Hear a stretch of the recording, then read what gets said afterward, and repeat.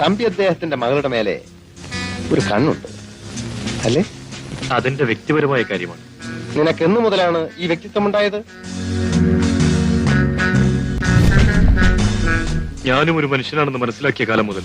സ്വന്തമെന്ന് പറയാൻ ഒന്നുമില്ലാത്തവൻ മനുഷ്യനെന്ന് പറയുന്നതിൽ അർത്ഥമില്ല. നിങ്ങൾക്ക് വേണ്ടി ഞാൻ എപ്പോഴും പണയം വെക്കുന്ന എന്റെ ജീവനില്ലേ, അതെനിക്ക് സ്വന്തമാണ്. അതുപോലും എനിക്ക് അധീനമാണ്. സാഹചര്യം എന്നെ ഒരു പോക്കറ്റടിക്കാരനാക്കി. ജീവിക്കാൻ വേണ്ടി ഒരിക്കലും ഞാൻ എഴുന്നിട്ടില്ല. എന്നെ എതിർത്ത് സംസാരിക്കാൻ തക്കവണ്ണം നീ വളർന്നു അല്ലേ? എതിർപ്പ് എനിക്കൊരു വെല്ലുവിളിയാണെന്നുള്ള കാര്യം നിങ്ങൾക്കും അറിയാമല്ലോ.